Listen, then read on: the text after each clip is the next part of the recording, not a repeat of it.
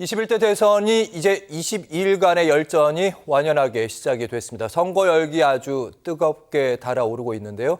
대선 릴레이 인터뷰 오늘은 함익병 개혁신당 공동선거대책위원장과 함께 이준석 후보의 비전 전략까지 저희가 차근차근 들어보겠습니다. 어서 오십시오. 네, 초대해서 고맙습니다. 반갑습니다. 네. 자, 공동선대위원장 함익병. 네. 이름 자체는 너무 유명한 분이니까 사실은 큰 정당의 선대위원장 하면 영광의 자리인데 네. 작은 정당의 선대위원장은 고생길이 열렸다 이렇게 봐야 되는데 어떻게 결심하셨습니까? 자청을 했죠. 오. 네. 왜냐하면 이제 네. 개혁신당의 추구하는 정치적 비전점이 제가 생각하는 미래의 정치하고 똑같다. 근데 이제 사실은 뭐 저는 그 일상을 살아가는 사람이지 정치인은 아니잖아요. 그리고 얼굴이 조금 이제 방송을 통해서 알려져 있는데 개혁신당에서 뭐 이렇게 오라 마라 그러기엔 조금 어려운죠, 제가. 네. 부담스럽기도 하고. 저도 나이가 64인데. 그래서 아무 말이 없어서 내가 뭐 좀 도와줄 일이 없겠냐고 물어봤더니 와주면 고맙겠다. 혹시 그래서 싫다고 할 수도 있잖아요. 그쪽에서요? 네. 아, 그건 너무 이렇게 무거우신 분이셔 이럴 수도 있잖아요. 별로 무겁게 안 생겼잖아. 원래 가지고 계시는 네, 뭐 보통 사람이니까. 예. 어떻게 보면 사실은 이름도 좀 널리 알려지셨고 네. 또 위치도 있으신데 사실 이 개혁신당이라는 당이 이제 출발한 그렇죠. 이제 몇 년 안 된 정당이기도 하고 네. 너무 작잖아요. 그러다 보면 선대위원장이 지금 사실은 제가 왜 이 질문 드리냐면 최근에 유세 현장에서 연설하시는 걸 봤는데 보통은 선대위원장이 제일 뒤에 가 계시는데 제일 네. 앞에서 나서가지고 이준석 후보가 올 때까지 시간을 끄면서 예, 네. 유권자들과 호흡을 하고 계셔서 그래야죠. 그래야 그러니까 된다. 선대위원장이라는 게 이제 고식적인 정당들은 보면 예. 그 의자에 앉아서 뭐 이렇게 하는 자리잖아요. 그렇죠. 근데 그런 자리라면 제가 가야 될 아무런 이유가 없죠. 저는 어찌됐든 이번 선거에서 이준석 후보가 반드시 대통령이 돼야 된다고 생각하는 사람이에요. 우리나라가 발전할 때 보면 대통령이 대부분 젊었을 때예요. 노무현 대통령도 젊을 때 대통령 하셨고요. 박정희 대통령도 젊었을 때 이랬습니다. 경제적으로 모든 업적을 냈던 대통령들 보면 60 넘은 대통령은 없었어요. 젊은 사람이 필요하다. 지금 대한민국의 상황이 너무 좋다. 이대로 지키면 좋겠다라는 사람들이 다수라면 연륜이 높으신 분들이, 연세가 높으신 분들이 하면 안정적으로 관리를 잘하겠죠. 지금 우리 상황이 그렇다고 생각하십니까? 변화를 해야 되고 미래를 가기 위해서 뭔가 노력을 해야 될 시점에 아무런 변화를 생각해낼 수 있는 능력이 없는, 나이가 들면 생각이 굳어지거든요. 그거는 자연적인 노화입니다. 새로운 생각이 안 납니다. 예. 그러면 젊은 사람이 새로운 생각을 갖고 정치를 하고 대한민국을 이끌어가야 미래로 갈 수 있지. 우리는 지금 보면 너 옛날에 무슨 나쁜 일 했지. 너 뭐 난 죄가 없어요. 뭐 이게 과거 논쟁이잖아요. 예. 그 언제까지 하고 있어야 돼요? 그러면 대한민국은 제자리 걸음만 하고 있을 겁니다. 전 세계가 제자리 걸음 하고 있으면 또 괜찮아요. 지금 우리 밑에 치고 올른 나라, 우리보다 앞서간 나라 얼마나 빨리빨리 나가고 있습니까? 한 가지만 예를 들면 2008년 리만 브러더스 사건 이후에 그 사태 이후에 미국과 유럽, EU가 그때 통합했으니까 거의 경제 규모가 양쪽이 동일했었습니다. 지금 미국과 EU의 경제 총 규모는 2배 이상 차이 나요.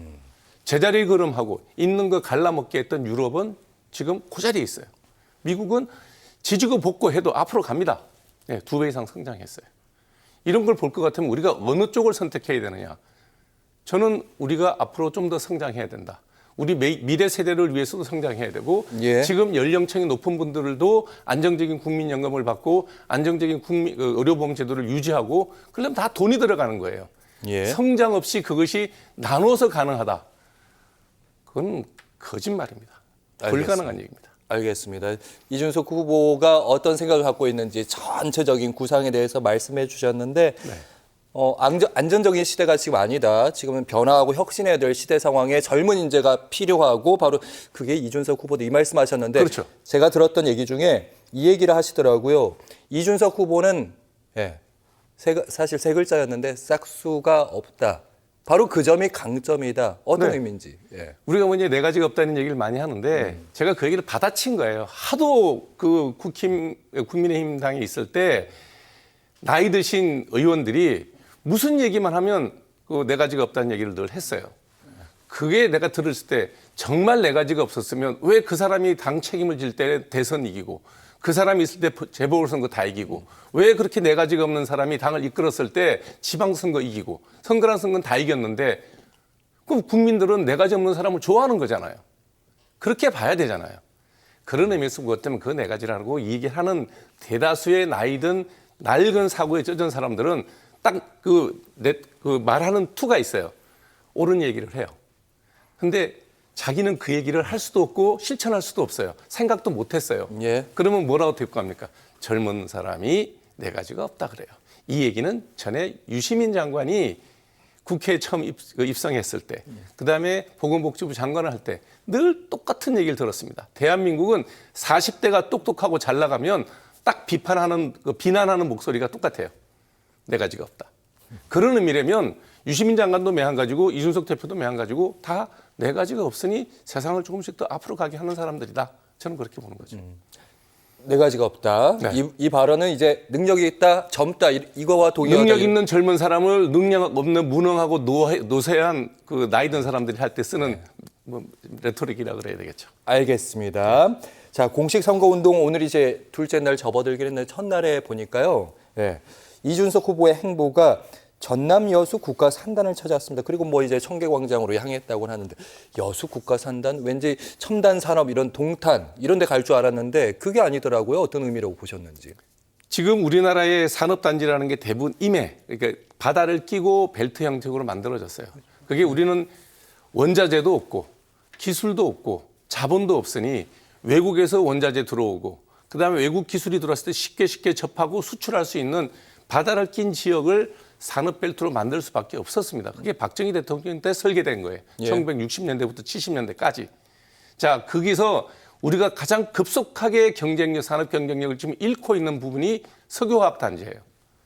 아시겠지만 뭐 유명한 재벌 그룹들이 전부 석유화학을 다 갖고 있었어요.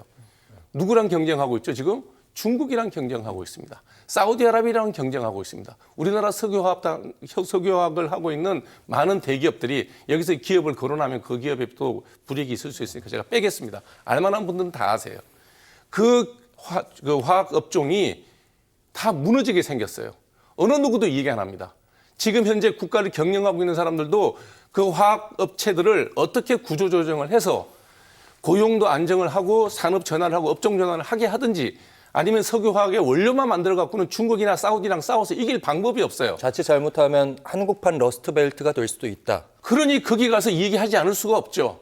이 문제에 대해서 직시하고 있는 후보가 아무도 없어요. 지금 현재 권력을 갖고 있는 국민의힘 뭐 지금 내놨지만 어찌됐든 그렇게 임명됐던 장관들이 있는데 지금 여수 석유화학 단지에 일어나고 있는 그 불안한 그 변화 여기에 대해서 감지를 아무도 못해요.